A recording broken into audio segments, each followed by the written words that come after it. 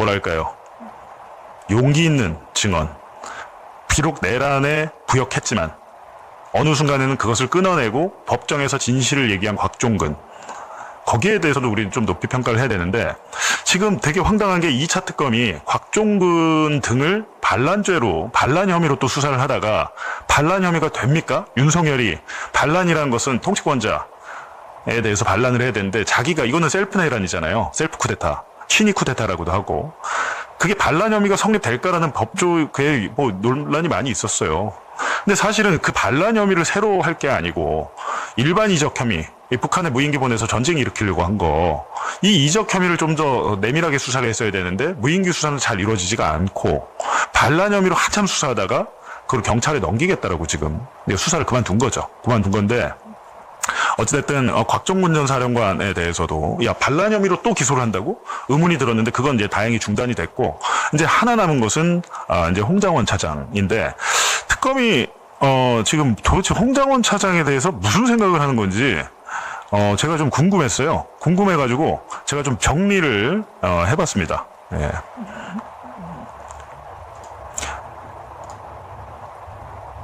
제목을 홍장원 특검 미스터리 풀다라고 정했습니다. 홍장원이 도대체 뭘 그렇게 잘못했길래 이렇게까지 하지? 라는 생각 많은 분들 하시잖아요. 근데 우리가 상상하지 못했던 혐의를 적용하려고 하는 것 같습니다. 이 사건의 개요 자체는 홍장원에게 좀 무리한 프레임을 씌워서 억지 기소를 하려는 게 아니냐라는 저 개인적인 판단이 들었습니다. 그러니까 여기서 긴가민가 하다가 저는 이제는 확신을 좀 하게 된 이유가, 핵심 의혹은 홍장원이 윤석열로부터 전화를 받아서 체포 명단을 받아 적고, 그 다음에 여인영 방첩사령관과 통화하면서 뭐 위치 정보, 이 사람들 체포해야 되니까 위치 협조를 해달라, 이 사람들 찾는 거 협조를 해달라, 이 얘기를 들었지만 이제 협조를 안 했잖아요. 근데 지금 특검에서 뭘 어떻게 보냐라고 봤더니, 특검은 홍정원 전 1차장이 비상계엄 당시에 그 명단을 전화를 받아서 받아 적은 게 아니고, 애초에 그 체포자 명단을 추릴 때, 작성할 때 관여했다고 의심을 하고 있는 것 같아요. 지금. 이거 되게 황당하지 않나요? 그래서 이게 지금 핵심입니다. 홍장원 차장이 예전에 국정원장이 없을 때 국정원장 직무대리를 했을 때가 있어요. 근데 그때 안보조사 담당 부서, 이거는 홍장원 차장은 1차장입니다. 1차장은 뭐 해외 정보나 대테러 이런 업무를 하고, 간첩 잡고 이런 거 안보 관련 업무는 2차장이에요. 2차장. 이 안보조사 담당 부서는 2차장인데, 여기서 이게 중요해요. 현안 TF 구성을 홍장원이 지시했다. 이 현안 TF가 뭐냐? 지금 여기 부서가 뭡니까? 안보잖아요. 우리 국가의 위해 세력. 그러니까 소위 말하는 윤석열이 그렇게나 얘기했던 반국가 세력. 현안 TF를 구성해가지고 이 반국가 세력을 정리하고 적발하는 현안 TF 구성을 홍장원이 국정원장 직무대리 시절에 구성을 지시한 게 아닌가라고 지금 특검이 보고 있는 것 같아요. 그렇게 지금 보입니다. 왜냐하면 지금 특검의 수사 자체, 홍장원 차장이 지금 4번 조사를 받았잖아요. 4번 조사를 받았는데 이거에 대해서 계속 막 캐묻고 그랬던 것 같아요. 근데 이게 되게 황당한 게,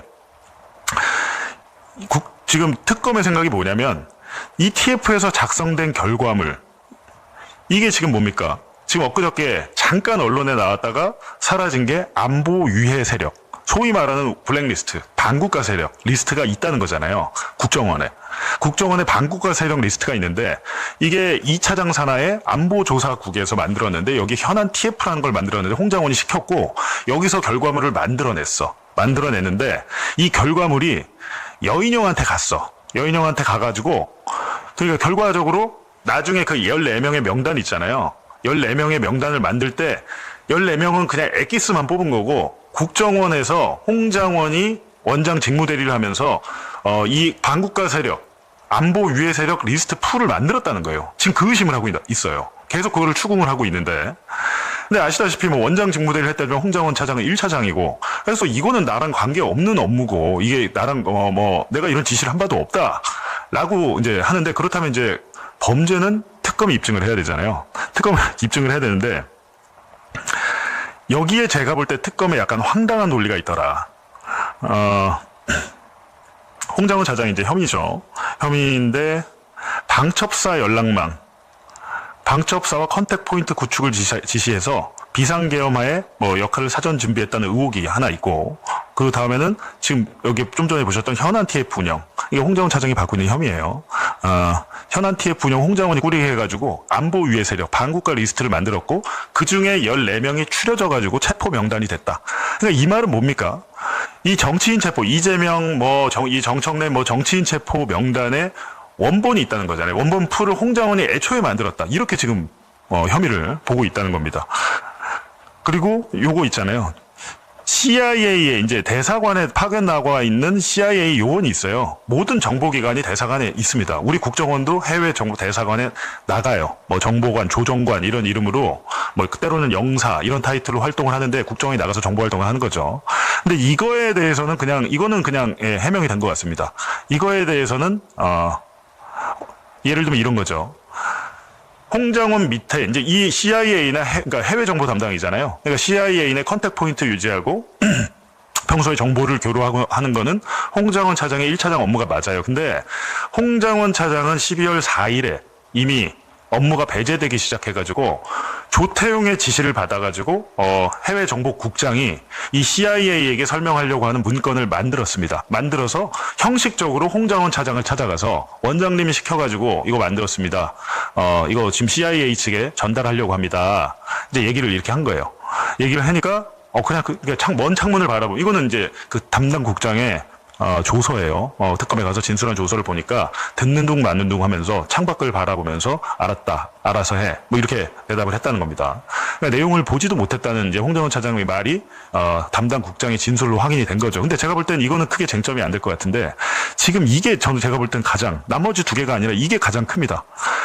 홍장원이 블랙리스트를 만들었다? 그리고 그 중에 일부가 체포자 명단이 됐다? 라고 이제 의심을 하고 있다는 거죠.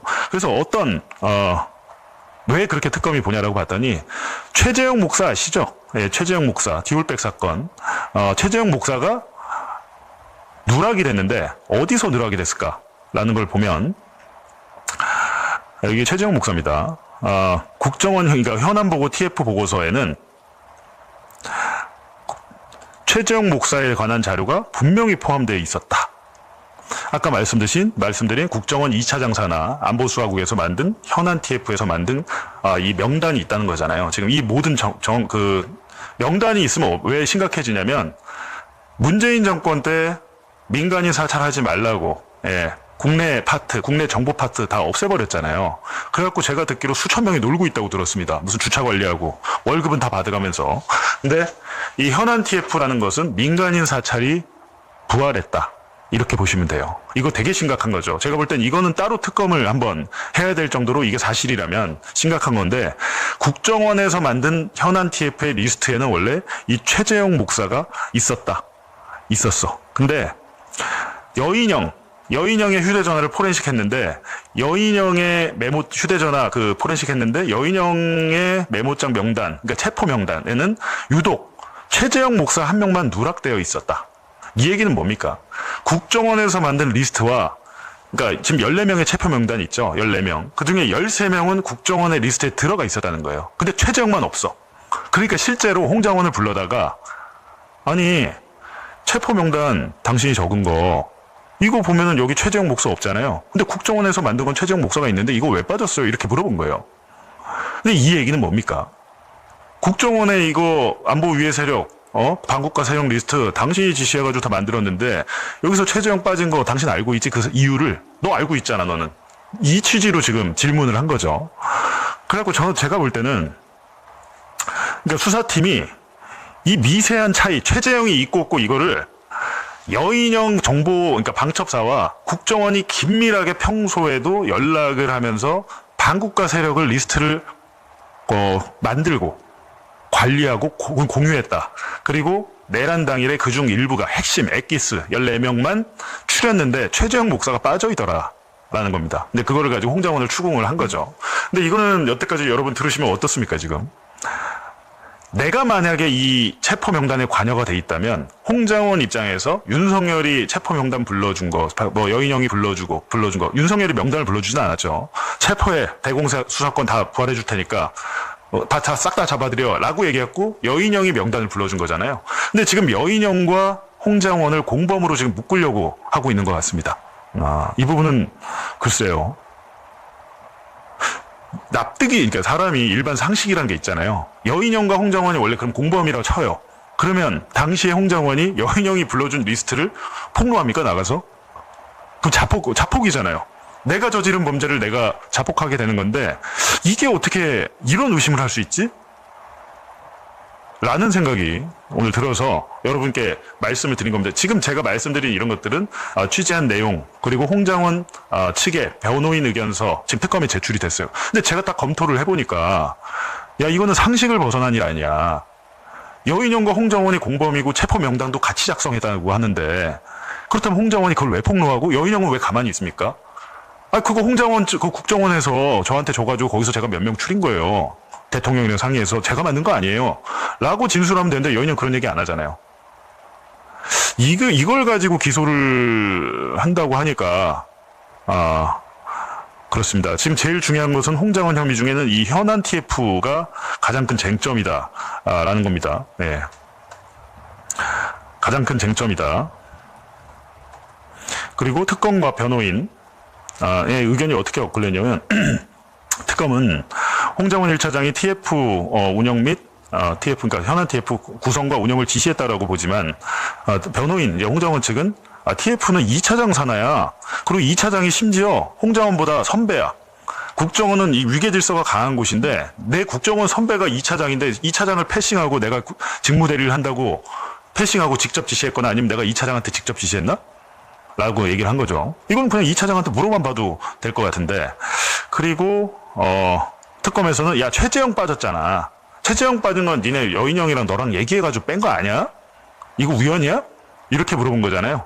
근데 거기에 대해서는 그거는 좀 특검의 일방적인 추정이 아닙니까? 그건 아닙니다라고. 그리고 논리적 비약이 아닙니까? 라고 이제 얘기를 하고 있는 거죠. 현안 TF 관련해서 특검이 굉장히 건수 하나 잡았다라고 생각을 한 것 같아요. 근데 이 부분에 대해서는 논리적으로도 말이 안 되고, 그러니까 특검이 열심히 하고 있는 건 알겠는데 그래도 나름대로 내란 종식에 기여한 사람을 입건해서 처벌하려고 기소하려고 할 때는 완벽한 물증으로 해야겠죠. 예를 들면 홍정원을 모함하는 특정 국정원 내부의 극우, 그러니까 반홍장원파 이 사람들을 불러다가 몇 명의 진술을 가지고 만드는 거는 우리가 지금 검찰청을 해체하고 검사의 수사권을 뺏으려고 하는 이유, 이재명 대통령을 잡으려고 윤석열 검찰에서 했을 때 가장 많이 쓴 수법이 대장동 사건, 대북송금 사건 모두 물증이 없으니까 어떻게 했습니까? 3인성호, 3명 이상의 진술을 꿰어 맞춥니다. 그렇다 보니까 진술 회유, 진술 세미나가 벌어졌잖아요. 지금 특검이 이런 비슷한 일을 하고 있는 게 아닌가. 물증을 제시하세요. 물증을. 근데 앞서 조성현 대령 같은 경우에는 서강대교 넘지 말라고 한 그 조성현 대령 같은 경우에는 본인과 이제 다른 대령이 통한 녹음 파일 등이 나와가지고 약간 애매할 수 있습니다. 근데 저는 조성현 대령에 대해서도 조성현 대령이 분명히 이진우 수방사령관의 지시를 따르다가 어느 시점에선 그걸 끊어냈잖아요. 끊어냈으면 이 사람을 굳이 잡아가지고 기소까지 내란 중요임무 종사로 기소를까지 할 게 있나라는 생각이 있거든요. 물론 의심할 만한 지점은 많이 있어요. 그리고 상대적으로 그날 수방사의 2명의 대령, 조성현 대령 말고 김창학 대령, 이 두 사람의 녹음 파일 제가 들려드렸잖아요. 근데 이 두 사람도 사실은 예를 들면 1시, 그러니까 2024년 12월 4일 새벽 1시 3분에 비상계엄 해제 의결이 됐는데도 한 2시 가까이 됐는데도 잘 모르고 있어요. 이 사람들은 현장에서 막 우왕좌왕 하면서 모르고 있는데 이 김창학 대령은 어떻게 보면 이 조성현 대령, 그러니까 주로 이제 이진우 수방사령관이 직접 지시, 야 국회의원 잡아 끌고 나와 뭐 이런 지시를 조성현 대령에게 주로 했고 이 김창학 대령한테는 직접 한 건 거의 없었어요. 보니까 잘 모르고 있어요. 전화 내용을 보면. 근데 김창학을 파면시키고 조성현 대령은 훈장을 주니까 이 내부에서 난리가 나지 않겠습니까? 그렇다고 해서 그 조성현을 처벌하는 게 지금 능사냐. 제가 볼 때는 김창학을 파면까지 간 것은 좀 너무한 것 같고 그 징계 수위를 좀 낮추든지 해야 되는 것이고 조성현에 대해서도 잘한 건 잘했다고 하고 못한 건 못했다고 하되 그런 행위를 조성현의 내란 임무 중요 종사자로 기소를 하는 게 과연 맞느냐라는 겁니다. 훈장 서운 박탈 정도는 할 수 있겠다라는 생각을 저는 개인적으로 하지만 그 사람을 지금에 와서 처벌하는 게 어찌됐든 그 조성현 대령이 윤석열이 파면될 때 헌법재판소의 증인으로 나가서 결정적인 증언을 했던 사람입니다. 그런 부분이 충분히 정상 참작이 돼야지 이잡듯이 다 털어가지고 야 여기 조금이라도 관계된 사람 다 내란 중요임무 종사자야. 중요임무 종사라는 것은 처음에 공모관계가 성립이 돼야 돼요. 지금 홍장원과 여인영을 만약에 여인영과 홍장원이 공모했다는 이 관계가 입증이 안 되면 홍장원을 어떻게 내란 중요임무 종사로 하죠? 공모 처음부터 같이 했어야 돼. 어느 정도 그 계획이란 걸 듣기라도 했어야 돼. 사령관들은 다 그래서 처음 뭐 술 먹다가도 듣고 여러 번 들었다고도 자기들이 얘기하고 있잖아요. 그리고 국무회의 뭐 한덕수나 거기서 앉아있던 사람은 다 들었잖아요. 근데 이 뭐 대령들이나 홍장원 차장 같은 경우에 그거를 뭐 내란을 뭐 일으킬지 말지 그 마음속을 뭐 알 수 없는 상태에서 여인영과 공모를 했다고 하면 결정적인 물증이 있어야 된다. 여인영의 휴대전화 포렌식에서 뭐 결정적으로 홍장원과 체포 명단 이런 사람 잡아 드립시다. 내란을 비상경을 하면 이런 얘기가 있다던가. 저는 이 정도 물증이 아니고서야 지금 홍장원을 기소하는 게 맞지가 않다. 제가 혹시 틀렸다면 특검에서는 뭐 브리핑을 하든지 해서 물증을 제시해 주시는 게 왜냐면 이제 국민들이 봤을 때는 왜 이렇게까지 하지? 라는 생각이 있거든요. 근데 그 부분에 대해서 명확하게 발표로 좀 밝혀주셔야지 이렇게 되면 여러 국민들이 이제 혼란스럽습니다. 예. 그리고 내란 종식이 아직 되지 않았잖아요. 윤석열이 오늘 체포방해 2심 이제 나오고 정작 내란에 대해서는 아직 2심 진행 중이에요. 그리고 홍장원 차장은 2심에 또 증인으로 다시 불려나갈 수도 있어요. 곽종근 사령관도 그렇고. 근데 거기에 대해서 그런 것들 이런 어떻게 보면 정무적인 판단들을 하지 않고 그냥 무조건 야 조금이라도 묻었으면 다 잡아 넣어. 라는 것은 나중에 법정 가면 무죄 나와요. 그렇게 하면. 확실하게 증거로서 유죄가 나오는 것이지 의심으로 유죄가 나온 건 아니잖아요. 근데 그 부분을 말씀드리겠습니다. 지금 종합특검을 뭐 연장을 하겠다고 하는데 뭐 양평고속도로도 있고 많이 할 일은 많이 남아있죠. 많이 남아있는데 종합특검 고생하고 있는 거 압니다. 열심히 하시는 거 알지만 괴물을 잡으려고 괴물이 되진 않아야 되겠죠. 왜냐하면 윤석열이가 최순실 국정농단 특검 때 괴물이 돼버린 거죠. 괴물을 잡다 자신이 괴물이 돼. 원래 괴물이었죠. 괴물의 저기 그 근성이 있었죠. 뭐 여러 가지 옛날부터 검사 생활을 하면서 이 사람이 정의로운 검사라고 할 수 없는 점들이 너무 많죠. 제가 좀 이따가 얘기를 해드리겠지만 2021년에 부산저축은행 수사무마 사건부터 시작해서 이 사람이 했던 많은 불법, 위법, 편법, 고발사주 사건 채널A 감찰 무마 별의별 일이 다 있었잖아요. 근데 이 사람이 정의로운 검사로 포장이 돼서 대통령이 된 것은 검찰이 한 게 아닙니다. 이 사람이 정의로운 검사로 여겨질 수 있었던 것은 우리 언론이 만들어준 거죠.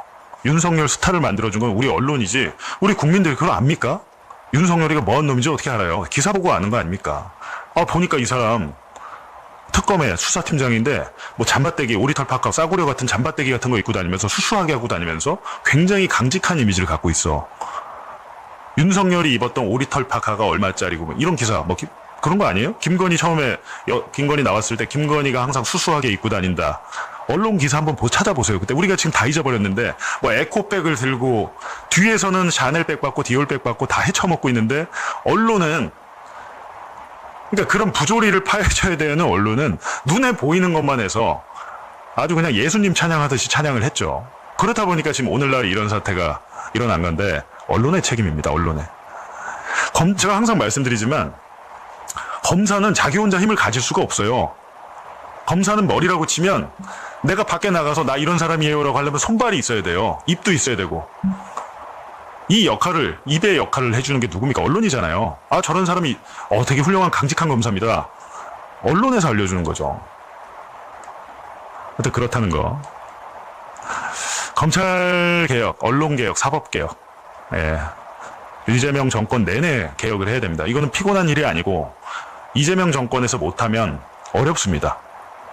특히나 이제 내년에 선거가 없잖아요. 근데 총선이 내후년이니까 내년 연말까지 모든 개혁을 다 완수를 해내야 되는데 뭐 특검이 너무 많다, 뭐가 많다. 지금 조작기소 특검을 왜 하냐 또 한동훈이나 뭐 조선일보나 문화일보나 이런 이제 보수지에서 이렇게 얘기를 하는데 그냥 이렇게 생각하시면 돼요. 한동훈이 하면 안 된다라고 하는 것은 반드시 해야 된다. 조선일보가 막 비판하고 이거 하면 안 돼. 라고 하는 것은 반대로 판단하면 됩니다. 일종의 그 판단의 기준으로 삼으시면 됩니다. 저는 그렇게 생각을 해요. 저희 취재 편의점에서 단독 보도한 것도 있고, 그리고 또 특검 취재 계속 하고 있는데, 이 12.3 내란과 관련해서 특히 국정원이 이 내란에 어느 정도 가담한 거냐를 둘러싸고 수사를 계속 하고 있습니다. 그러면서 수백 명의 안보위의 세력 명단을 준비하고 또 대공수사권 행사 가능성을 검토하고 또 계엄사령부의 연락관, 조사관 파견을 준비한 정황이 확인됐다. 이렇게 지난 6일 김지미 특검보가 브리핑을 했는데요. 일단 이 안보위의 세력 명단을 국정원에서 만들었다고 한다면 그 자체가 굉장히 충격적인 사건 아닌가요? 네. 이렇게 되면은 내란의 모의를 언제부터 시작했느냐라는 시기에도 훨씬 앞당겨질 뿐더러 네. 내란이 굉장히 체계적으로 준비됐었다라는 것에 입증이 되버리기 때문에 그 안보위의 세력 명단 이야기는 저도 듣고 깜짝 놀랐습니다. 네. 네.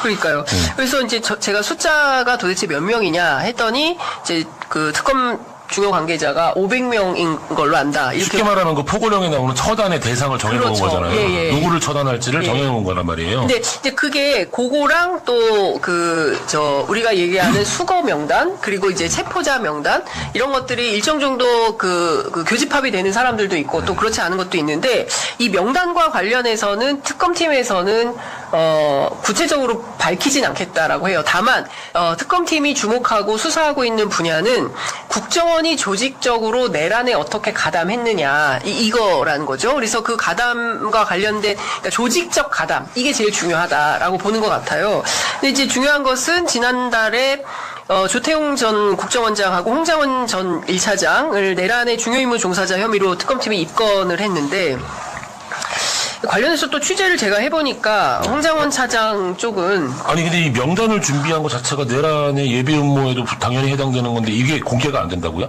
공개가 안 된다고 아예 얘기를 하던가요? 아니 그러니까 그거를 제가 그 권영빈 특검보에게 네네네. 물어보니까 국정원의 문의하라 이렇게 얘기를 하시더라고요. 이거는 되게 공개를 특이했어요. 당연히 해야 될 것 같은데 왜냐하면 기소를 해야 되는 상황이고 기소가 되면 공개 재판으로 가는 건데. 예, 그 명단이 누구고, 네네네. 그리고 누가 작성했고, 그럼요. 그리고 예전에 어떤 뭐 내용이고. 문체부 블랙리스트 이런 것도 결국은 다 공개가 되는데 네. 이렇게 중요한 국가와 내란과 관련된 것이 명단이 공개가 안 된다는 건 좀 약간 의아하네요. 예. 관련해서 어제 제가 홍장원 전 1차장하고 통화를 길게 네네. 했는데, 이제 본인은 4번 조사를 받았고, 모든 진술이 끝났다. 특검의 판단을, 기다리고 있는 것이고, 이 안보 위해 세력과 관련해서는, 본인의 파트는 아니었다라는 겁니다. 그리고 이제 국정원은 이게 다. 일차장이 다 예, 점조직으로 분리되어 나눠져 있고, 있으니까요. 그리고 중요한 포인트는 이제 정무직 회의 그다음에 산하 부서장 회의가 내란과 관련된 거냐 아니냐.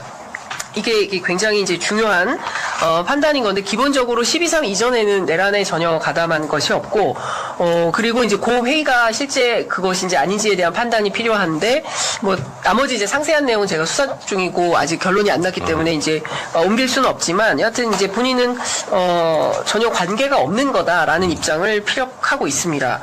더 하나 중요하게 살펴봐야 될 것은 이 진보론들 사이에서도 홍장원 전 차장에 대한 뭐 이런 게 좀 갈리기도 하고요. 또 하나 더 중요한 것은 우리가 의인이라고 알고 있었던 이제 조성현 단장 그리고 홍장원 1차장에 대해서 특검팀이 수사를 통해서 이렇게 입건을 하니까 이거 어떻게 봐야 되나? 저는 굉장히 여기에 대해서 할 말이 많은데요. 네. 우선 입건이라고 하는 거는 그 수사의 대상, 어떤 증거 수집의 대상이 됐다는 거기 때문에 수사 보고서를 작성하게 되는, 그러니까 즉 어떤 의심되는 행동을 했다는 거잖아요. 의심되는 행동을 했을 수는 있죠. 그런데 사실은 그 입건된 것 이외에 그 특정 행동 말고 이 내란이 진행되는 전체 과정을 봤을 때 이 홍장원 씨나 조성현 대령 같은 경우에 굉장히 큰 역할을 했다고 저는 보고 판단하고 있거든요. 특히 헌법재판소에서의 어떤 그 증언이라든지 이런 걸 봤을 때 그 이진우 씨가 다 국회의원들 다 끌어내라고 했던 어떤 증언 이런 것들을 직접적으로 이제 밝힌 분이 조성현 대령이고 그 어떤 체포 명단을 주면서 그 방첩사 협조해라라는 것에 대한 어떤 그 사실관계에 대해서 내란이 어떤 방식으로 진행됐구나라는 걸 국민에게 알린 가장 핵심적인 증언을 했던 두 분이에요. 그렇죠? 그래가지고 의인으로 평가를 받고 뭐 여러 가지 이제 그 좋은 평가를 받았는데 저는 사실 2차 특검에서 왜 이렇게 홍장원 씨와 조성현 씨에 대한 강한 그 그 수사를 하는지도 약간 의문일 뿐더러 이게 왜 언론에 이런 식으로 나오는지도 잘 이해를 못하고 있거든. 차라리 그러면은 약간 수사의 은밀성을 지켜가지고 하면서 최종적으로 확정된 사실만 이야기가 하던가. 지금 2차 특검이 해야 될 일이 얼마나 많은데 검사에 대한 수사도 해야 되는 것이고 지금 여러 가지 수사를 해야 될 일이 있고 아까 그 체포방해와 관련돼 가지고도 얼마나 수많은 더 그 입건 대상자들이 있음에도 불구하고 저는 약간 이해할 수 없고 법적으로 제가 잠깐 설명을 드리면 네.